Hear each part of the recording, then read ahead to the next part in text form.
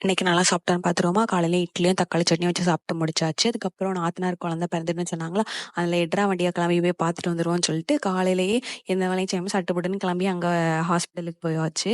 அதனால நாங்க காலைல எதுவுமே சமைக்காததுனால, மத்தியானம் வந்துட்டு அங்க போயிட்டு, நாத்தனார் குழந்தை பிறந்திருக்கா, இதே ஒரு சாக்கா வச்சு அவங்ககிட்ட ட்ரீட் வாங்கியாச்சு. அதனால அங்கேயே வந்து சேலம் ஆர்ஆர் பிரியாணி கடையில ஆர்டர் போட்டோம். அதுக்கப்புறம் கேஎஃப்சிலயும் ஒரு காம்போ ஆர்டர் போட்டோம். அப்ப ஆர்ஆர் பிரியாணி வந்து செம்ம டேஸ்ட்டா இருந்தது. நான் அதில இப்ப தான் மட்டன் பிரியாணி ஃபர்ஸ்ட் டைம் சாப்பிட்றேன். செம்ம டேஸ்ட்டா இருந்துச்சு. அப்புறம் இந்த காம்போல வந்து ஏதோ வந்துட்டு சப்பாத்தி ரோலா, அது சிக்கன் ரோலு அது ஏதோ குடுத்துருக்காய்ங்க. ஆனா வந்து நான் முன்னாடி சாப்பிட்டுருக்கேன். இத வாங்காத நான் அப்பவே அவங்ககிட்ட படிச்சு சொன்னேன். ஆனா அவங்க வாங்குனாங்க. நல்லாவே இல்ல. ஆனா பர்கர் எப்பவும் போல நல்லா டேஸ்ட்டா இருந்தது. எல்லாமே கொஞ்சம் ஒரு ஒரு வாய் மட்டும் தான் சாப்பிட்டேன். அதுக்கப்புறமால்ட்டு இந்த சேலம் ஆர்ஆர் பிரியாணில வந்து ரைத்தா வந்து நார்மலாவே குடுப்பாங்கல்ல. நம்ம தனியா கேட்கணுமான்னு தெரியல. ஆனா அவங்க வந்து வச்சு அனுப்பல. கேசரி வச்சிருந்தாங்க. செம்ம டேஸ்ட்டா இருந்து சாப்பிட்டாச்சு. அப்புறம் ஈவினிங் கிளம்பும்போது கிளைமேட் வந்து செம்மையா இருந்தது. சூப்பரா இருந்துச்சு. நல்லா என்ஜாய் பண்ணிட்டு பாட்டு பாடிட்டு எல்லாரும்